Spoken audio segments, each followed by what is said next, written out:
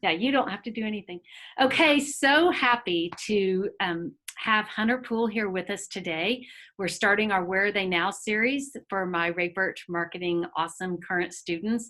And it's such a delight for me to think back over past years and identify students that I know are not only willing to share their insights, but have great insights to share. And so, of course, Hunter, you're at the top of that list. Before I introduce you formally, I want to share with my students that I honestly can't think of any other student from the past 30 years of my teaching that so epitomizes generosity.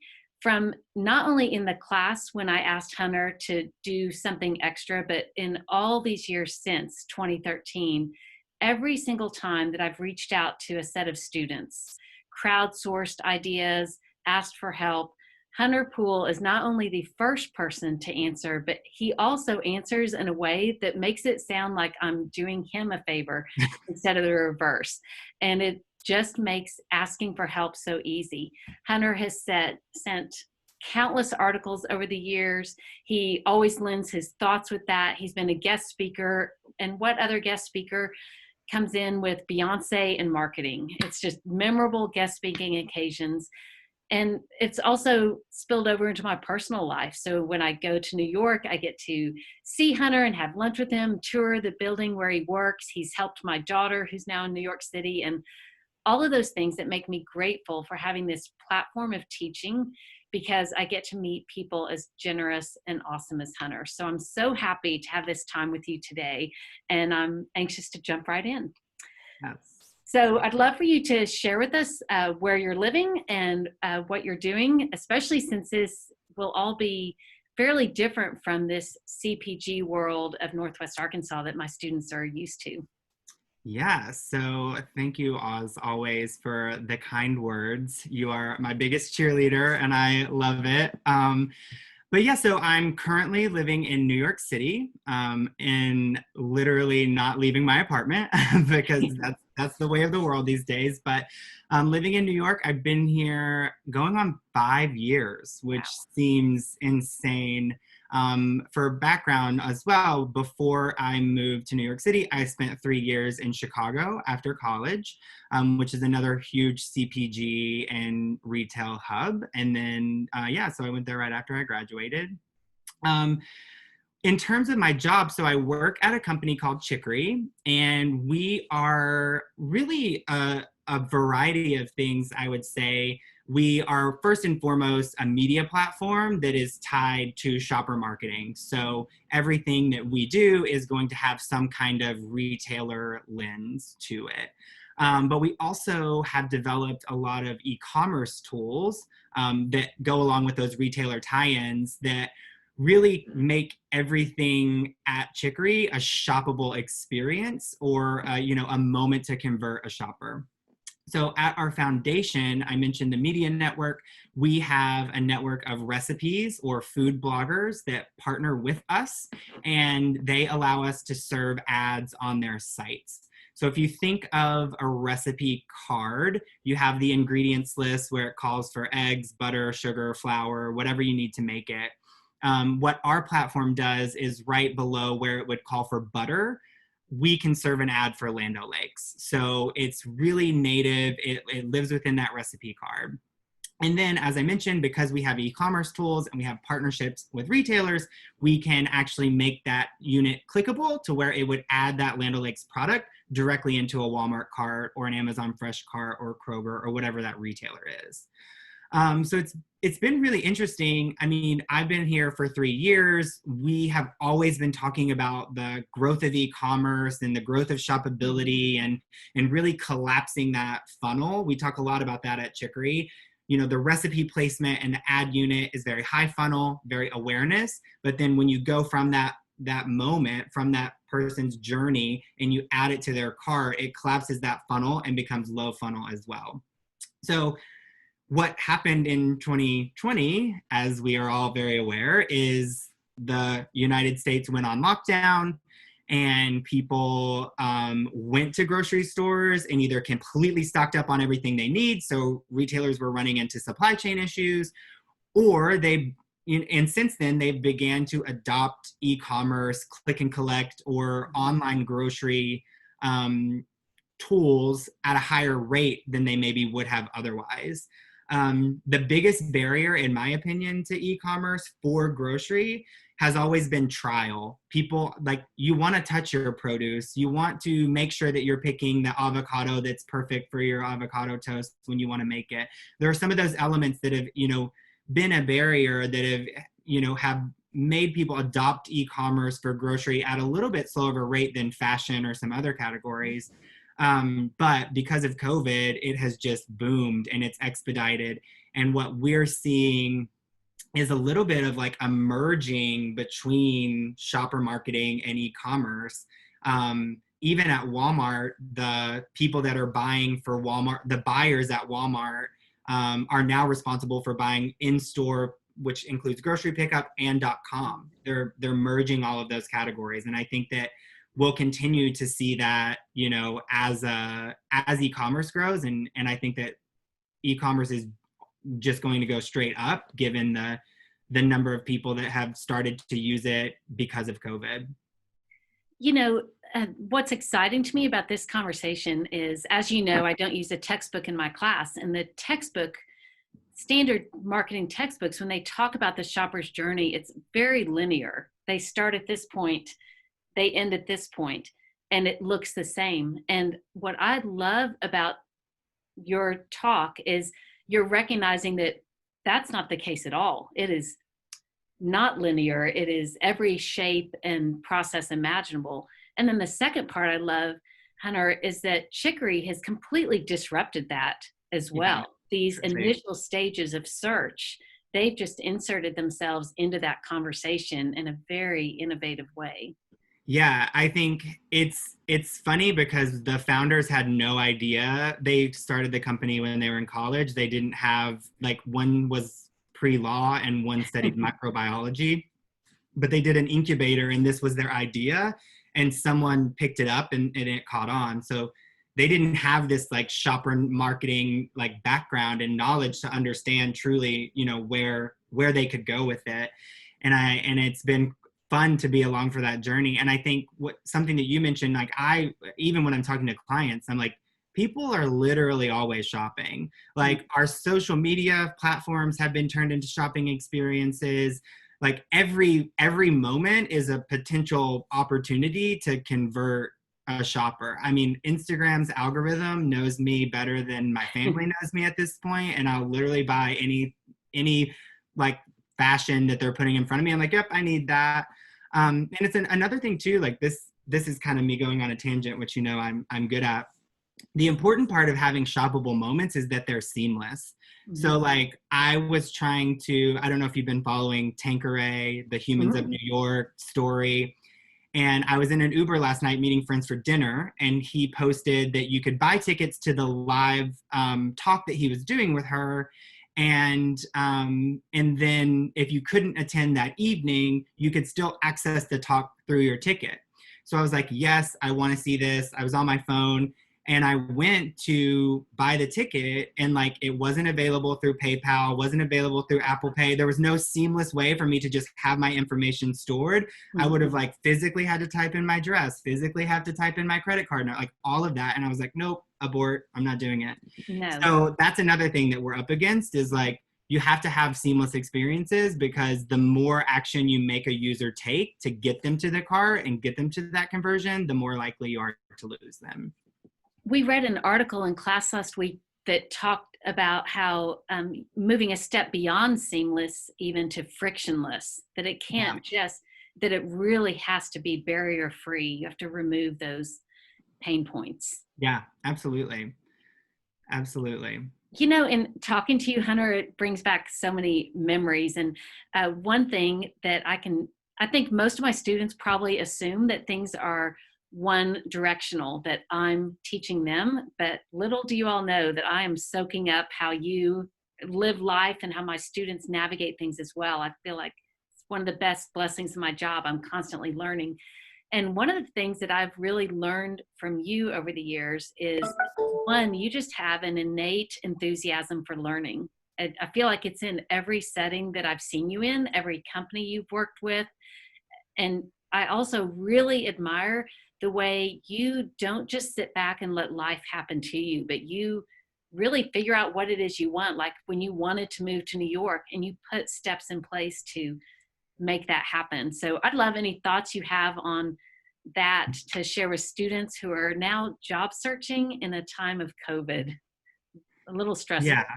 Well, so on the job hunt in the time of COVID, I joked about this with Molly earlier, but like the good news is that grocery and retail have had the best years or the best year that they've had in forever. So people will always have to eat no matter what, no matter what is happening. So I think that it's going to look very different in terms of the search and the interviews, and everything is going to be virtual. But there's definitely opportunity out there. In terms of my journey and advice that maybe is helpful, I think that one of the things that I felt when I was early on in college was that people, like what I saw the most, what was the most common were people that graduated from Walton and went to work in Northwest Arkansas for vendors of Walmart. That was the most visible journey or path. So I just kind of started talking to Renee at the business, what is it The called? Career Center. The Career Center, who I love, and just express like, here's the things that I want out of life and in a career, and really making a list of okay, if I work somewhere, I knew I wanted to be in a city. That was something that was really important to me. So it was like figuring out where, with my my internships or from Walton connections, like what cities would make sense, and then really evaluating like what you want out of a job. Obviously everyone wants to make money, salary is one part of it, but for me personally, I love to travel. My best friend is a flight attendant. I'm on her benefits. We can literally go to the airport on short notice and the next day be in Spain. So like flexibility is really important, and being able to have, I've actually never worked at a company with a vacation policy, which is crazy. It's like Crazy. always been unlimited. So there are a lot of those things, and you don't have to know all of them now. They're going to change. Molly spoke about like things being linear. Like what I cared about when I was 22 and moving to Chicago for the first time is very different than what I care about now. But I think it's really just having that like honest conversation with yourself and knowing that like there are so many options out there that you probably don't even realize are available right now. And I think the same is true, that there are so many jobs out there that you don't even know are available. I mean, you worked for Mashable for a while, which was a company whose resources and readings I had used in class, but I've never had a student that just went and worked for them and made that happen. And you've just accumulated such a unique set of experiences that have gotten you to a very marketable place right now. I'm so proud of all that you've done. Well, thank you. Yeah, it's funny because I still meet people in New York City, especially, and like they have these jobs, and I'm like, how did you get, like, how did you even know that that was a thing? Like my small town, Bono, Arkansas, like had no clue that like people like, just people going to school to study film, and like friends that are producers on talk shows and stuff like that. I'm like, how did you get there? I met someone the other day in Fire Island who is practices maritime law. I'm like, so you're like combating pirates? Like, what is that? Like, what are you doing? So yeah, and I think that the cool thing too is that like there's so much opportunity, especially in this time. Even so, one of my best friends is well, not best friend, but one of my good friends that I go to the gym with. He posted the other day. He's a very successful real estate agent. He's actually on $1 Million Listing. And he posted, and he was looking to hire sales talent, like he wanted to bring someone onto his team. And he was like, I'm mostly looking for raw talent. Like I am mostly looking for someone that can come in and I can train and I can coach. You don't necessarily need to know the real estate industry, maybe a base understanding, you know, but I think that that's happening in our industry too. Like even when I was a hiring manager, like I didn't need someone when I was a hiring manager at Mashable. I didn't need someone to like know everything about Mashable or know everything about our products. Like I needed someone that, you know, had an understanding of the media landscape and of what we were doing, but more importantly was like smart, eager, ready to learn, like not afraid to tackle any task, just like wanted to soak everything up. I think that is like way more important in so many cases than like what's on your resume. And eventually what's on your resume becomes, well, I've been very lucky, but like I've gotten every job since Collective Bias through a connection that I've made at the previous company. Job. But So really, that doesn't, you say that it's luck. I say that it's your ability to build relationships, and you're good at nurturing those relationships, valuing what other people are doing, and not just making it all about what you're doing. So I think that has come to fruition for you because of how you are so willing to pour into others. thank you. I It's want to been good.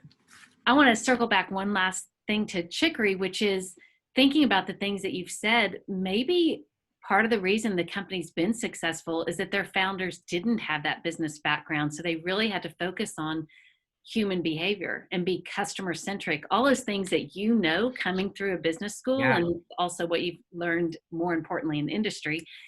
But maybe they just hit it absolutely. right because it was all about the customer.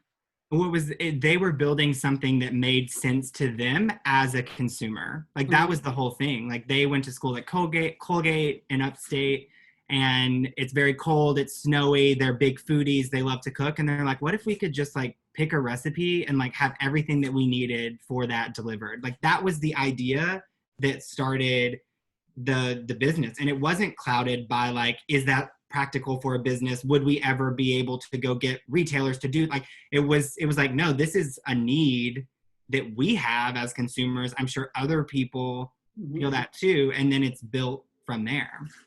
And when you look at it from an entrepreneurial point of view, they were smart enough to recognize that they needed to hire talent like you that understood the business, understood CPG, understood uh, supply chains, and how to sell into it. And so that's really, those pieces came together for their success. yeah, no, it's fun, and it's fun because we were 9 people when I started, and we're, I think, 26 now, and we have like 6 open positions. So just to see that level of growth and be able to bring in, you know, experts on the engineering side and experts on the client services side and people that understand retail. We have a retailer director who's just like incredible, you know, with his knowledge. So it's been really good. It's been fun.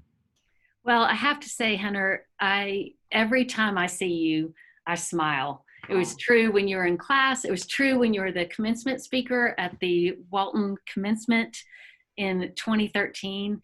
And I just really appreciate your constant willingness to serve my current students and me so well. So I'll just Yeah. leave it for any closing thoughts you have.